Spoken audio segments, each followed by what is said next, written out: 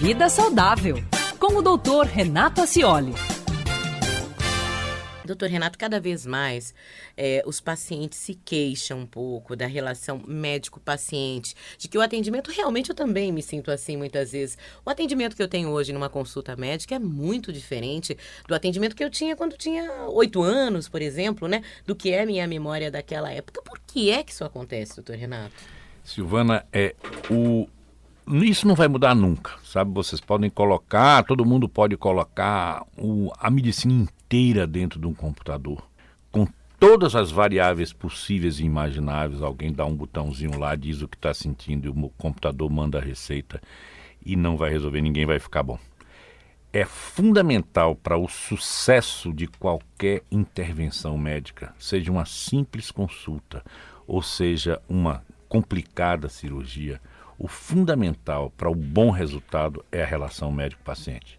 Só que antigamente só existia entre o médico e o paciente a consulta, ou seja, era o momento da relação médico-paciente. Inclusive tinha uma fase do atendimento médico que os antigos chamavam de contemplação, que era quando o médico ficava observando o paciente, um observando o outro, para ver o que se podia fazer a mais.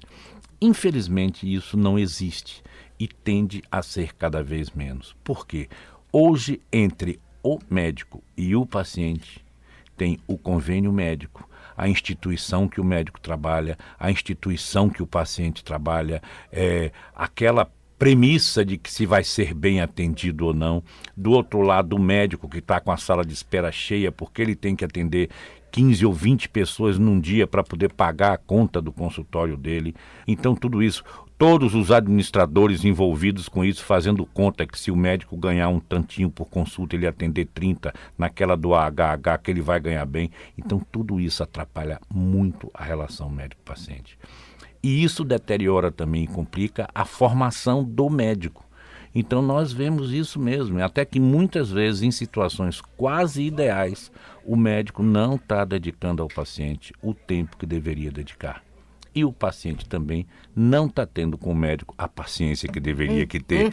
Então isso é uma coisa complicada que a única maneira de reverter é quando realmente tanto o médico quanto o paciente pensarem que o mais importante para a boa relação entre eles é a relação entre eles mesmos, ou seja, a relação médico-paciente.